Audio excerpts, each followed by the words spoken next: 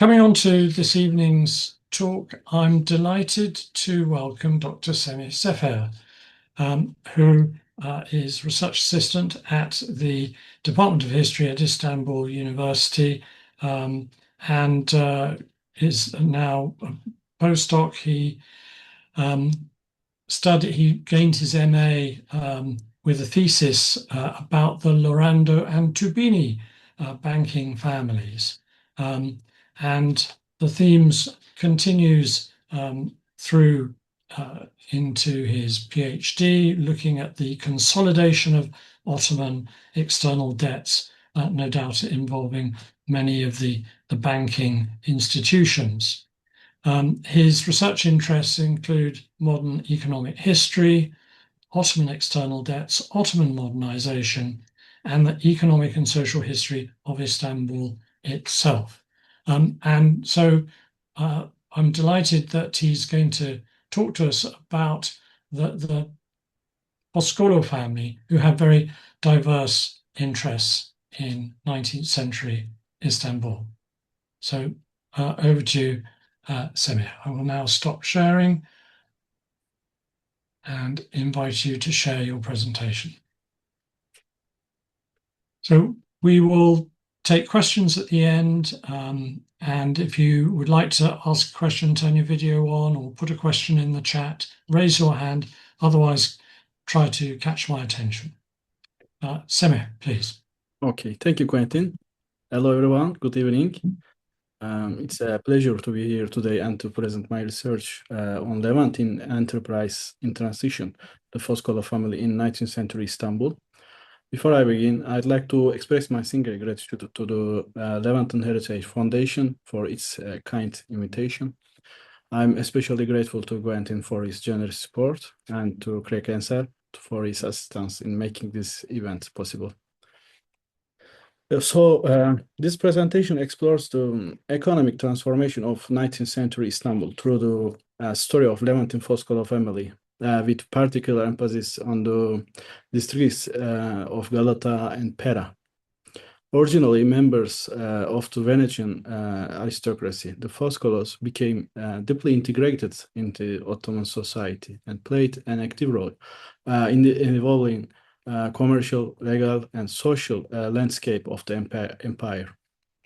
Drawing on the family's migration history, professional activities, and business ventures, the presentation examined how they adapted to the profound economic changes brought about by industrialization, the expansion of foreign capital, and new forms of corporate organization.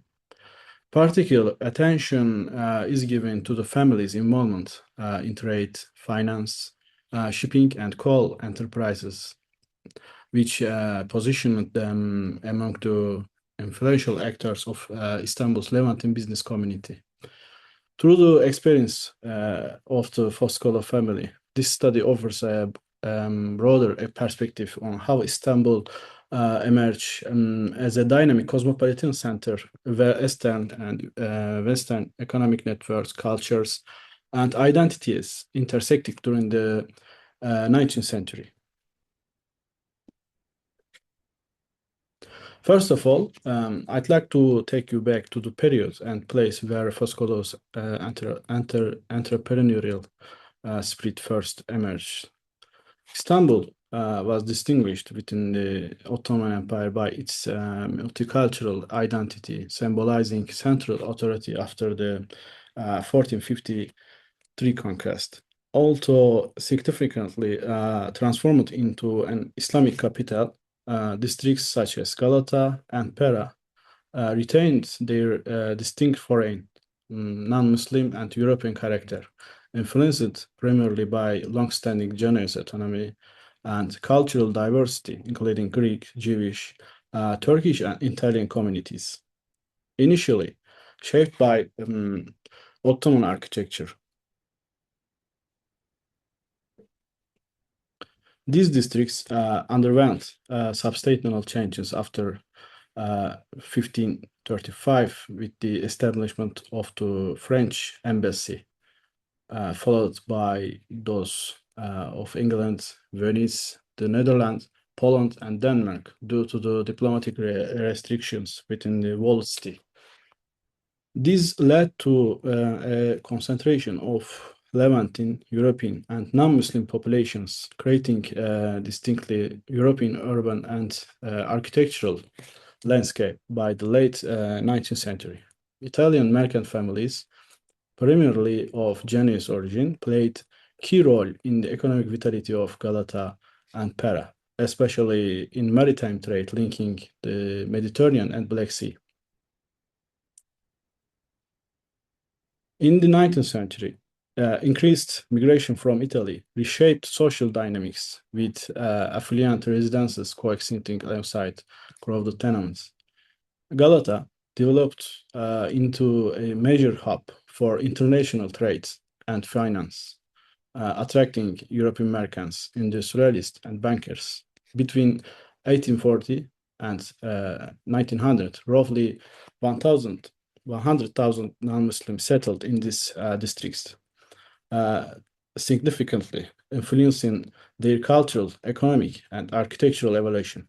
Consequently, Galata emerged as a vital financial center, and Paris theaters, cafes, and arcades mirrored European urban culture, symbolizing Istanbul's synthesis of Eastern and Western influences.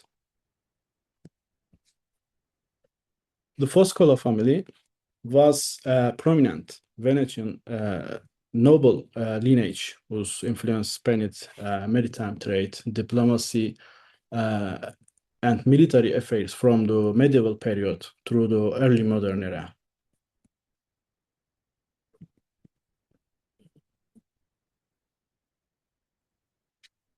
So, over centuries, family members played a significant role in Venetian relations with Byzantium and the Ottoman Empire, establishing branches across the Eastern Mediterranean, including Crete, Corfu, Izmir, and Istanbul.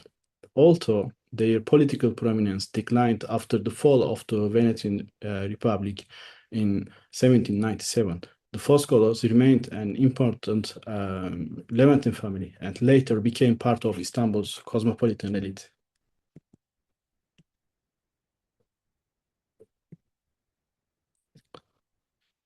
In 18th century and 19th centuries, a significant number of Latin families from the Aegean islands of Tynos, Syra, Chio, Naxos, and Santorini settled in Istanbul and Izmir.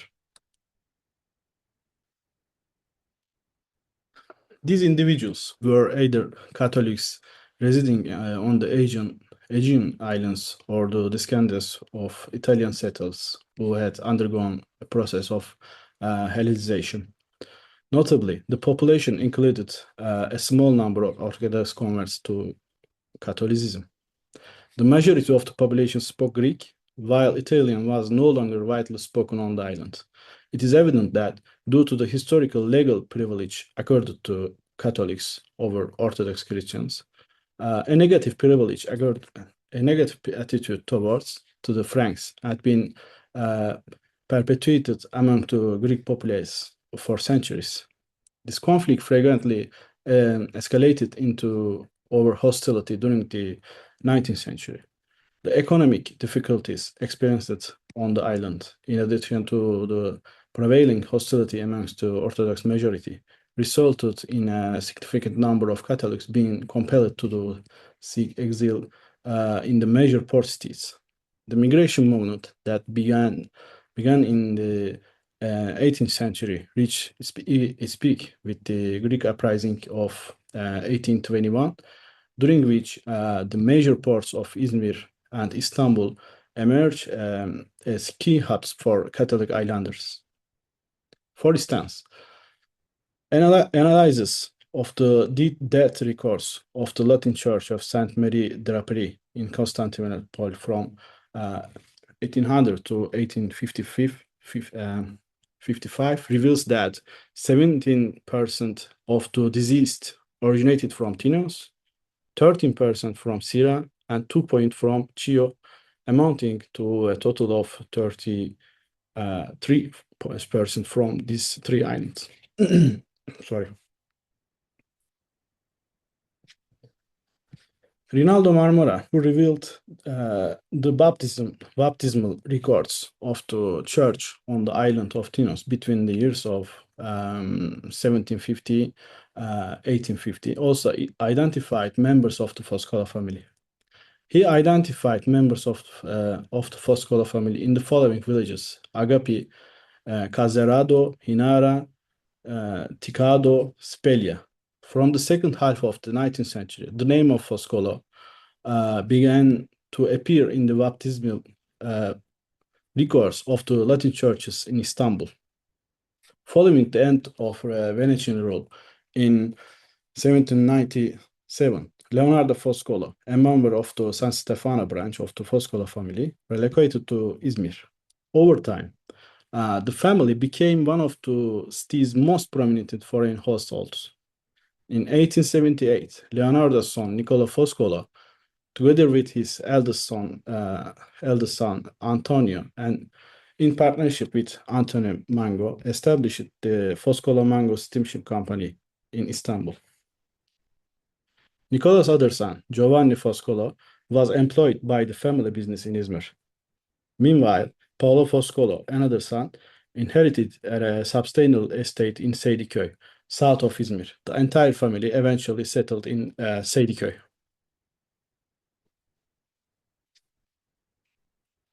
The Foscolo family's root lie in Venice, with one branch settling in the Aegean islands before eventual immigration to Kavala. The family patriarch, Petro Foscolo, was born in Kavala, while his father had been born on the island of Tinos. During their time on Tinos, then under Australian protection, the family acquired Australian nationality.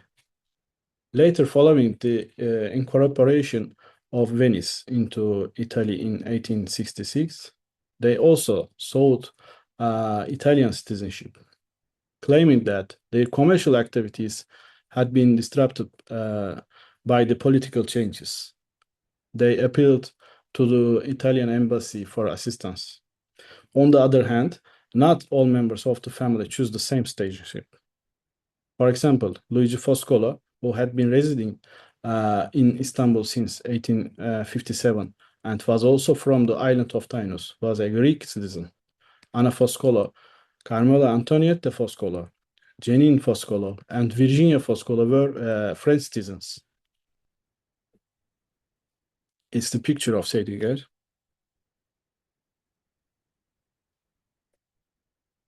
Their careers in Istanbul. In the final quarter of the 19th century, the Foscolo family became very active in several sectors of Istanbul's business world. The first family member known to have entered the city's commercial life was Luigi Foscolo. Born in Kavala, he moved to Istanbul in 1857, where he began to engaging in various business ventures. The Annual Oriental provides insight into the occupations of the Foscolo family in Istanbul beginning in 1866. That year, 1868. That year, Francois Foscolo is listed as a music teacher, while Nicola Foscolo appears as a blacksmith, the earliest known records of the family's professional presence in the city. The graph, I'll show you now, shows the occupational distribution of the family members in Istanbul's business and economic life starting from 1868 until 1921. This is the Luigi Foscolo's application for Ottoman citizenship. And this is the examples from Annual Oriental. So, this pie chart illustrating the occupational distribution within the Foscolo family demonstrates a marked predominance of employment in the private sector, particularly in the domains of craftsmanship, trade, and banking. This distribution underscores the family's strong economic orientation towards commercial and financial enterprises, which is reflective of broader historical trends observed in the Levantine community during this era.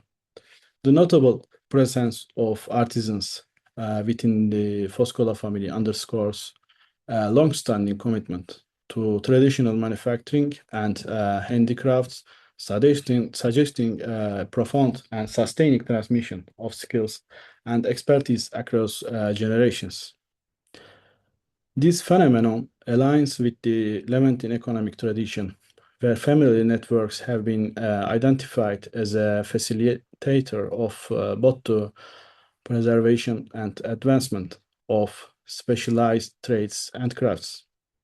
Furthermore, the notable presentation of merchants and bankers within the family is indicative of the Foscolo's active participation in the broader financial networks established in Pera, Galata, and other economic hubs.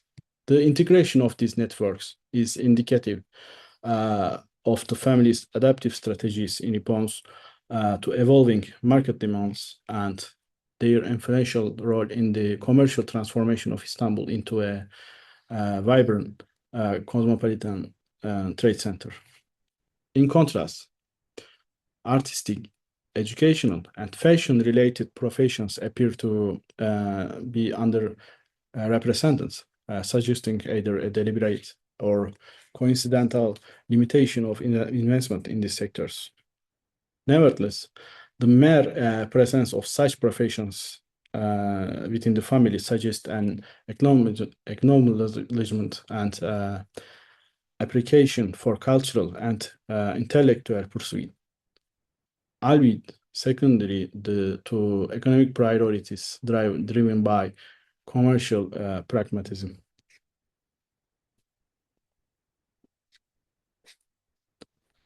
The chronological distribution of occupational role among the Foscolo family provides an insightful narrative of adaptive economic strategies and occupational specialization aligned with broader historical developments.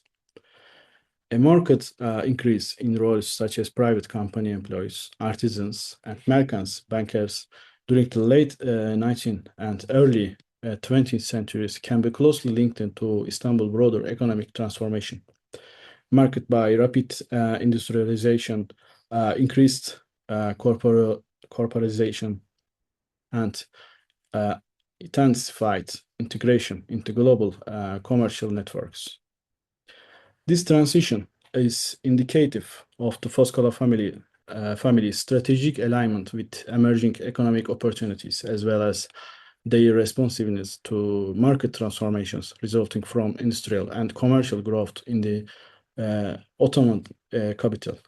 The sporadic appearance of occupations such as sailor and artist suggest a more episodic situational engagement, reflecting short-term economic opportunities or personal interests rather than a sustained family commitment. For instance, maritime occupations, though infrequent, underscored the family's direct engagement in shipping enterprises, notably through the establishment and operation of the influential Foscolo and Mango Steamship Company. The company's significance within the international maritime trade network is indisputable, and it is evident that the Foscolo family played a pivotal role in establishing connections between Ottoman ports and European trade hubs. These disruptions caused by macro-level historical events, such as the First World War, had a notable impact on the family's occupational patterns, introducing fluctuations and uncertainties within their traditional commercial activities. While some family members successfully navigated these disruptions by leveraging their inherited expertise and robust family networks, other occupations experienced a decline, demonstrating vulnerability to broader geopolitical and economic instabilities.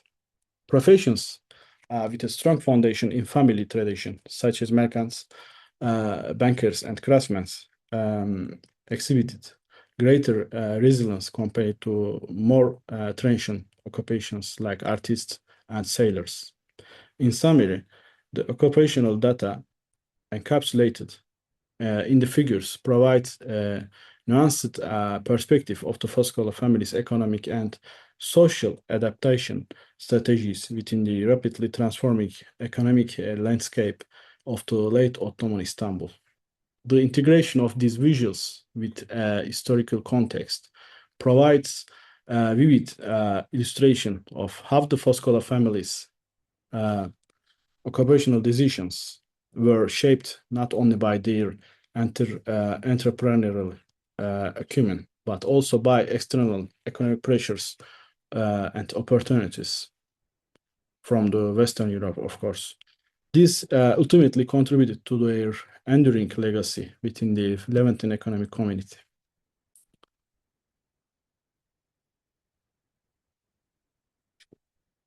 So let's take a look at shipping company, which is the most significant example of Foscolo's entrepreneurial spirit.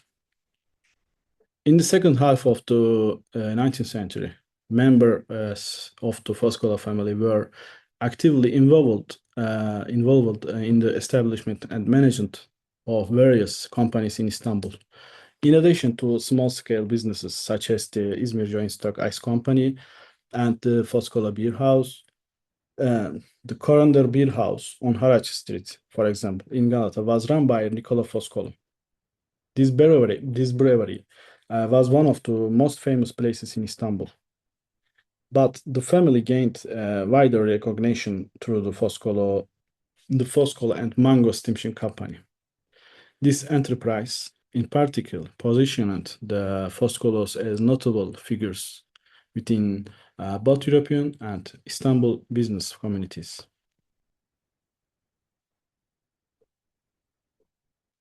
The initial maritime enterprise of the Foscolo family began in 1858 in Kalas, modern-day Galati, in Romania. The Peter Foscolo Shipping Company, established in Astoria by Peter Foscolo, experienced a short period of operation. In 1860, a new partnership was established, this time under the name of Suguta and Foscolo Shipping Company, which similarly failed to achieve long-term viability. The Foscolo Nicer Shipping Company was established in 1862 and remained operational until 1865. Despite the limited lifespan of these early ventures, Peter Foscolo's maritime activities in Calas clearly extended beyond 1865. It is evident that Foscolo and Company at Galas, a company also owned by Peter Foscolo, continued its transportation business on the Danube. The company known as Foscolo and Company at Galas, also under his ownership, continued commercial transport operation along the Danube.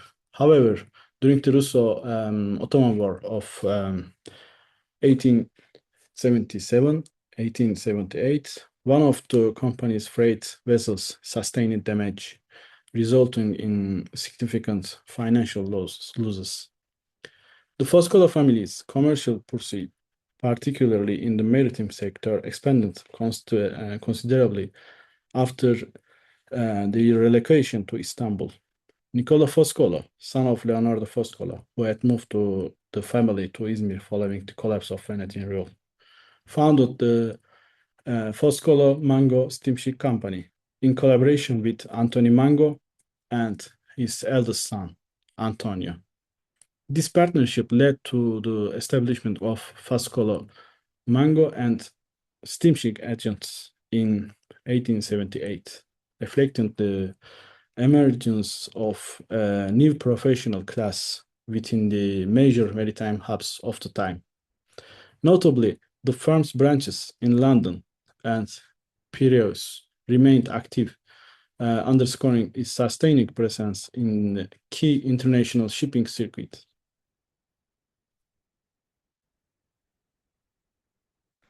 Since its inception, the company operated under the designation steamship and coal agents and shipbrokers. As of 1881, the company had centers in the cities of Galas, Brela, and Sulina.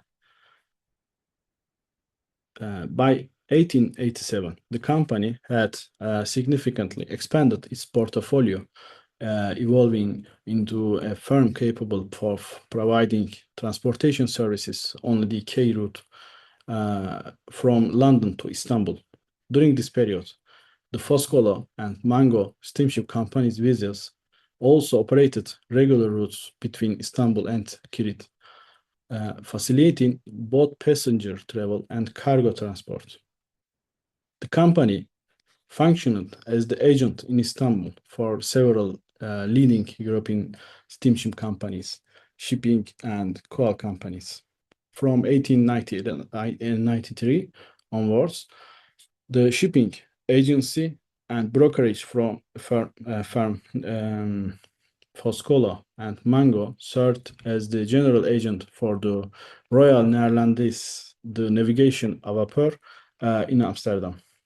It also represented the Orient Line, along with various other British and German steamship companies.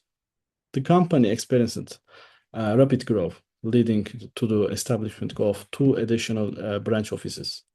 The first, managed by Mango and Sons, was founded in Paris in 1898, while the second, overseen by Mango, Dorasa and Company, was established in London in 1899. The company's core activities included shipbrokering, coal trading, and acting as an agency for steamship lines, steamship owners, ship owners, and insurance companies. The company's agencies underwent significant changes following the First World War, marking a period of transition that lasted until the mid-20th century. During this time, the company took on the role of agent for the French Société de Navigation, Anglo-Saxon Petroleum Limited. By 1913, the total capital of the company was 40,000 British pounds. The company was still in partnership with Mangos. Another area of the company's operations was the transportation of coal from Hamburg to Odessa and various Mediterranean ports, such as Piraeus, Istanbul, and Novorossiysk.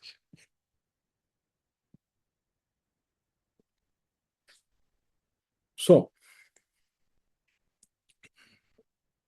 this study provides a comprehensive analysis of the economic and social transformation in the Ottoman Empire during the 19th century, with a particular focus on the Foscolo family, a prominent example of the Levantine community. The historical trajectory of the Foscolo family is characterized by significant geographical mobility, commencing from the Venetian aristocracy, continuing to the Aegean islands, Izmir, and Istanbul. The case of this family provides striking insights into the majority movements, economic activities, and integration of Levantine communities into global trade networks in Ottoman port cities. The family's migratory trajectory and subsequent settlements offer a micro-level perspective on the processes of integration within the Ottoman Empire, particularly in major port cities such as Izmir and Istanbul, into the global economic system. During the 19th century, the Industrial Revolution and the spread of the capitalist economic order in Western Europe had a profound impact on the Ottoman economy, paving the way for the establishment of an institutional and legal infrastructure through the reforms of the Tanzimat period.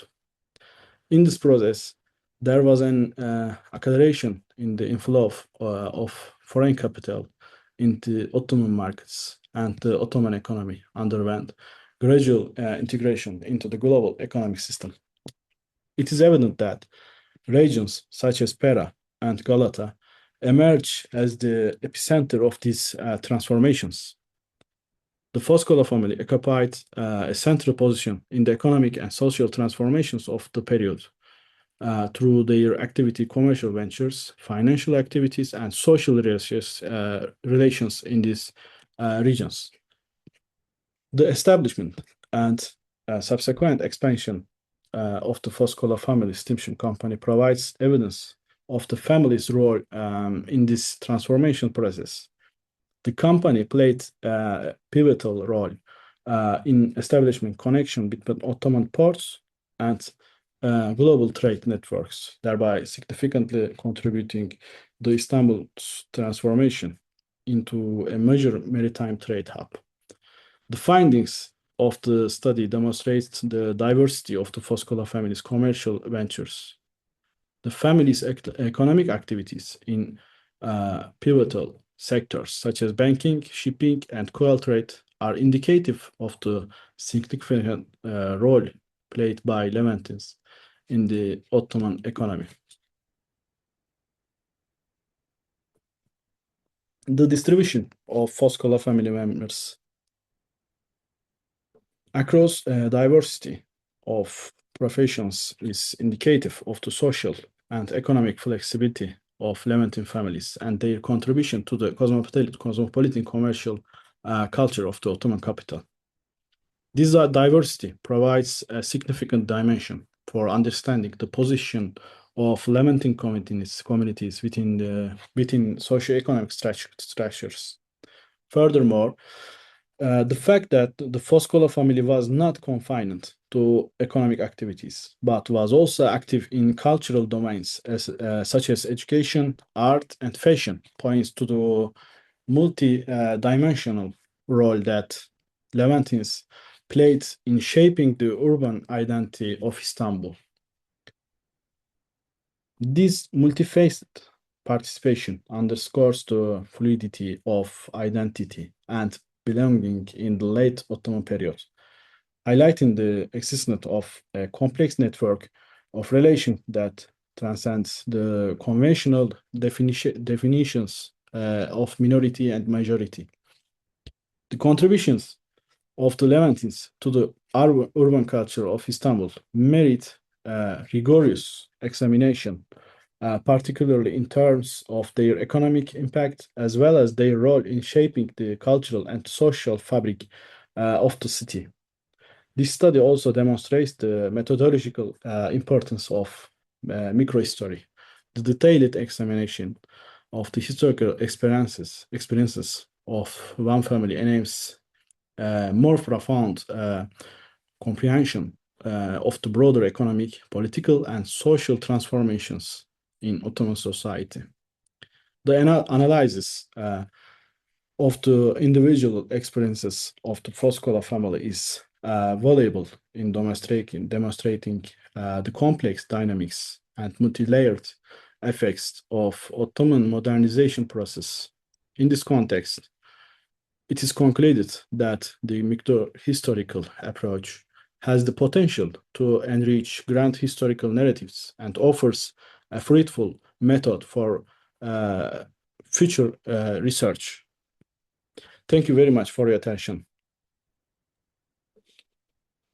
Excellent. Thank you very much, Semih, for that presentation. And now we move on to questions and comments. And if you'd like to ask a question, do raise your hand.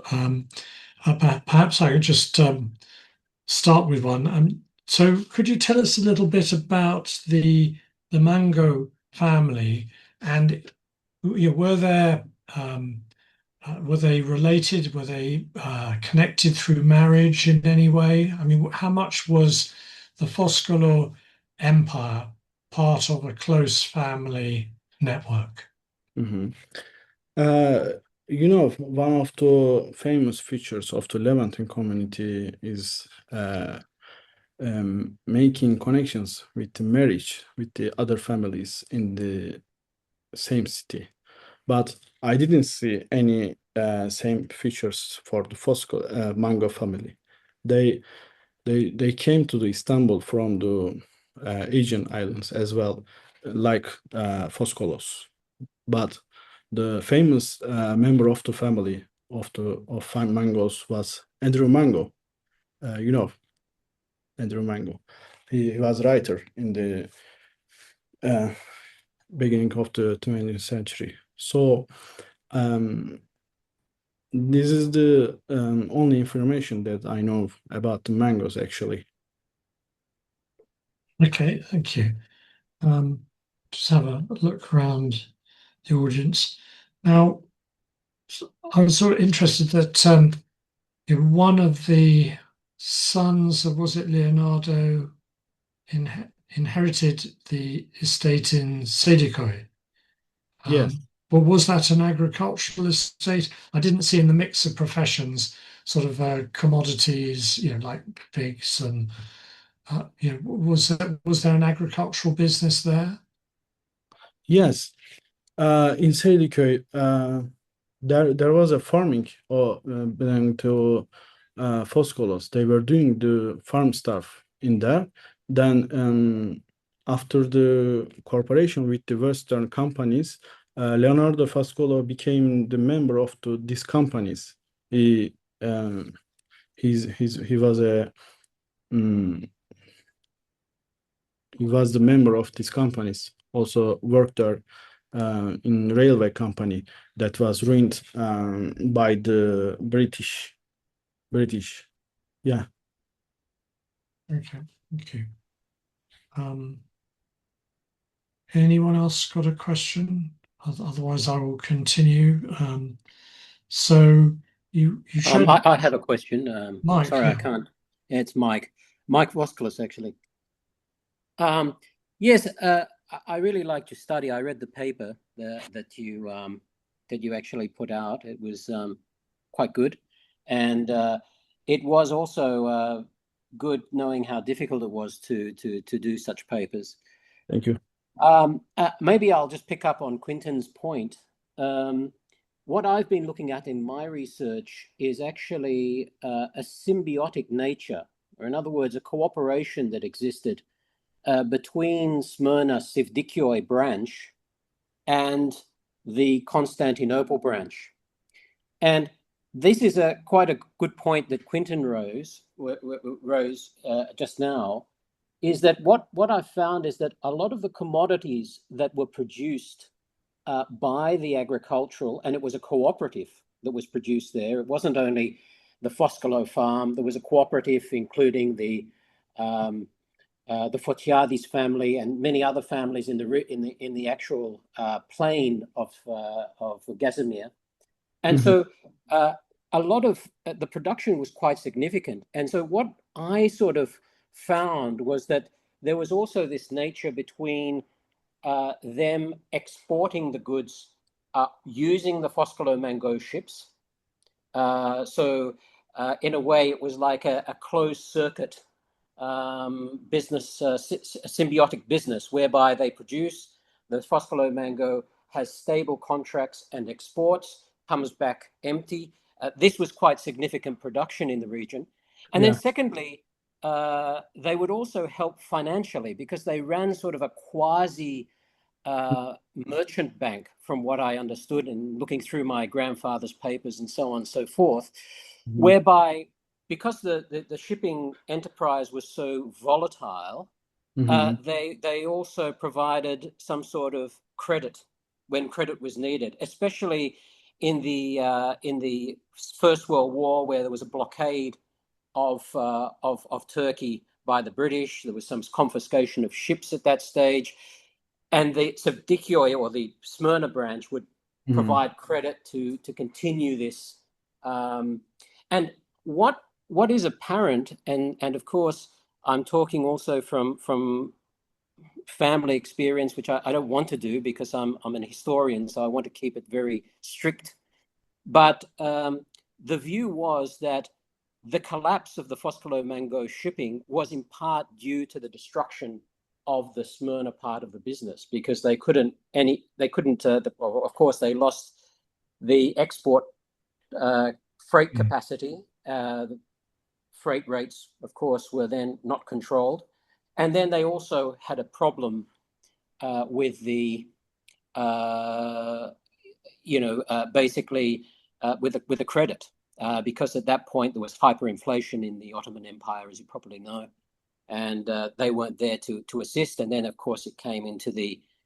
So have you actually examined that sort of perhaps symbiotic relationship between Smyrna and Constantinople? Yeah. As I mentioned thank you, Mike. I'm very happy to see you in here.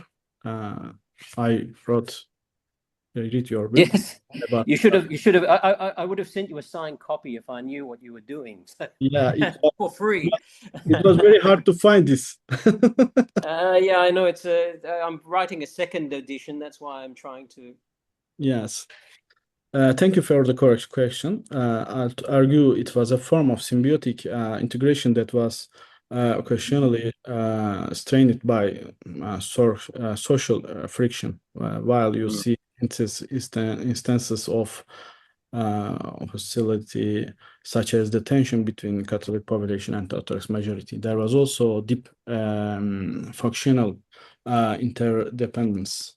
The Foscolos, for instance, were not merely foreigners living in an enclave. They were deeply integrated into the Ottoman urban fabric. They provided essential services from coal supply for government institutions to maritime logistics that connected Istanbul to the world. Their cosmopolitanism was not a barrier to Ottoman system. It was the very engine that enabled the city's modernization, first of all. In many ways, for the credit subject, in many ways, yes, the Foscolo experience is a perfect microcosm of the broader Levantine decline in the early 20th century. The transition from the multi-ethnic, multi-layered imperial structure to the era of nations states made the Levantine position increasingly precarious. The economic disruption, especially beginning of the 20th century, the economic disruption of the war, for example, the loss of their shipping fleets and the subsequent global economic depression forced them to relinquish their independent agencies. It marked the end of an era where families could rely on transnational networks. After this, they had to adapt to the nationalist economic policies of the new republic, which fundamentally transformed their role and presence in the city. It was same for the Ottoman period. Actually, for your question, I didn't find any credit. But if they had, it was brought to same consequences, I think, with the other Levantine companies. The relationship began with the credits with the government, but it results in many years with it's not the corporation. It results with the such as the hostility many times, I think. I hope I answered your question. Yes, thanks very much. It was very useful. Thank you, Mike. Again, I'd like to say I'm very happy to meet you. Me too, likewise. So, I mean, it's interesting. So, yeah, obviously, if when there was the 1922 fire in Smyrna, a lot of the Levantine families left. Was that very much the case also of the Foscolos, that they left? And where did they go? Or did the business effectively collapse? I think maybe Mike answers it besides me. I think, Mike, is it possible to answer this question? Yes, I What can. happened? What happened to family? I think they Well, left Istanbul after before the First World War. that's correct. They left in 1923 Yeah, after the burning of Smyrna. They were actually especially protected uh, under the Italian nationality. yeah. Yeah, so they left to go to Italy. Actually, they were planning to go back to Venice, but unfortunately, there was some altercation and because don't forget they had by that stage become Levantine. They had converted to Greek Orthodox from Catholic just a generation before. And my grandfather, not my great grandfather, who was Paolo. And then basically they decided to go to Athens and they went there. The records for military service in Venice on the ASV, the official records show my grandfather of Paolo being conscripted into the Italian, if you like, military records, and it also shows a Marco di, sorry, a Marco di Pietro. So it's Marco, son of Petro, who is resident in Brussels. So it's quite funny that. So I think they left. They got compensation, of course, because they weren't, Greek, and I guess they look at it more from a sadness point of view. If I remember people that were there, they had no animosity against Turkey. They were just simply sad that they lost the lifestyle. Is there any Foscolo in Romania? There is no Foscolo in Romania, but I think what happened was that Marco, or who's probably Mark in your presentation, went to Brussels because that's what the Venetian record shows. And there were some that went to Thessaloniki as well, who were part of that Foscolo brand. Don't forget, they came from Venice. They had a transition in Tinos, and then they went to Kavala. That's the way they moved. But it was only a very short transition. They were patrician family. Yeah, okay. I also explained that what happened to the company after the war. The British flagged steamers of the Foscolo family company were seized and confiscated during and after the First World War, in accordance with the provisions of the first article of the Ganaim-i Bahriye law in Turkey. This situation resulted in the company incurring financial losses.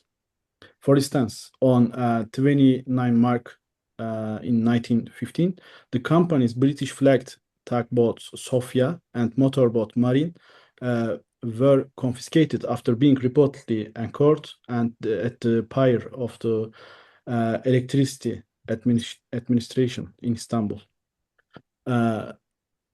It can be concluded that the steamers completed a regular and well-established travel route, continuing the company's shipping activities despite the challenge posed by the war. At the same time, the company's steamers were also shipping to America and even to Australia after passing through the Rhine ports. However, in 1929, the company was forced to cancel its agencies due to the repercussions of the economic repression, which led to a period of closure. Following this, the company was renamed Foscolo Mango and Company Limited and fully transferred to Mangos. The new directors were Dimitri Mango and Alexandro Mango. Okay, thank you. Good. So I was going to ask, you showed a bar chart of the different professions, I think of family members over the years. And in terms of I think up to 1904, it was sort of rising and then it dropped. So forgive me if I may have missed the explanation for how did the numbers drop? What was the event that triggered that, or is it just an anomaly of the available data? Mhm. For the second pie chart, Yeah. So we had a bar chart. It showed the different professions, the number. okay, I'd like to open it again. Yeah. Do you want to share it again? Yeah. This That one. one. Yeah. Yeah. So you see in 1904, 1905, it dropped. Right. So is there any particular reason for that? Yeah. What was the reason? I think um, so there is not a reason for this. I think no. It could, yeah. Could it just be the data that you Because had available? yeah, it is just because of the sources Yeah.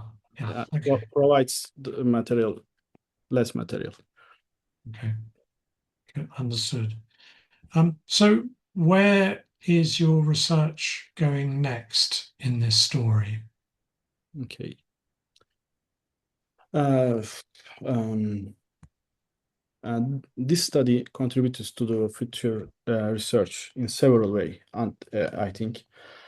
First, it demonstrates the methodological value of the microhistorical approach by tracing a single family across generations, geographies, and economic sectors. The study shows how individual case studies can enrich grand historical narrative about Ottoman modernization, Tanzimat reforms, and in the integration of the empire into global capitalism. This approach offers a fruitful model for future researchers who wish to examine other Levantine families or minority communities in similar port cities. Second, the Foscolo family serves as a representative example of the successful Levantine merchant life class, not an exception, but a pioneer. Third, the diversity of sources employed here from Ottoman archive and the Annual Oriental to period newspapers and corporate records highlights methodological pathways for future research in Levantine studies and inherently interdisciplinary field. Finally, I think this work opens avenues for further comparative research. Future studies could examine how other Levantine families navigated the transition from the Ottoman imperial order to the era of nation states, particularly in terms of citizenship strategies, economic resilience, and cultural adaptation. The Foscola case provides a detailed and documented starting point for such uh, comparative analysis, I think. Thank you. Would you like to just stop sharing your Okay. screen a second? But thank you for that. It's probably worth mentioning here, and it may be of use to you, but the Levantine Heritage Foundation is co-sponsoring with the British Community Council of Istanbul a study of the British Levantine community. So really looking at the network. So the researcher is Bengisu Turkman Aksoy, and if you like, it's somewhat similar, but sort of focus on the British. You're focused on the Foscolos and the Italian families, but what it aims to have as an output is a dynamic map. So, sort of using graph commons, you can see the nodes of the families and the interconnections between their organizations, the social institutions, and so on. And we've yet to see the full results, but there will, we hope, be a presentation in Istanbul on the 16th of October, where Bengisu Öztürkmen will present her results and a paper will follow. But these deep dive studies into the British community, the Italian community, typically building around a small number of families who are more influential than others. But the connections will be interesting. And ultimately, it'd be interesting to see if you could see links between the Foscolos, the Mangos, and some of the British Levantine families or their companies. Yeah, I saw the same thing for the Lorandos and Tubinis that I studied them before the Foscolos. The connections with the families is very important. And if we want to understand the Levantine community, we understand first these connections. And in history science, we don't yet a definition for the Levantine words. With these studies, we will find the exact definition, I think. So I think if we want to understand the Eastern Mediterranean, first we just need to understand the community in it, and Levantines comes first, I think. Well, thank you for that. And we always take a very broad view of the Levantine definition because the networks are so broad, they're so interconnected. Where does it start? Where does it end? Yeah. Actually, with the global diaspora after 1922-23, Yeah. the Levantine identities are spread around the world. Yeah. So unless anyone else has any other comments, can I just say thank you very much, Semih, for your talk. Thank you also, Mike, for your contribution. Very interesting. We look forward to learning more about this area of study and of the Foscolo family. Thank you very much. Thank you all, and thank you for everyone who is here now. Thank you, Quentin, and thank you, Craig. And good evening to everyone. Yeah. Good evening. Thank you and goodbye. Goodbye.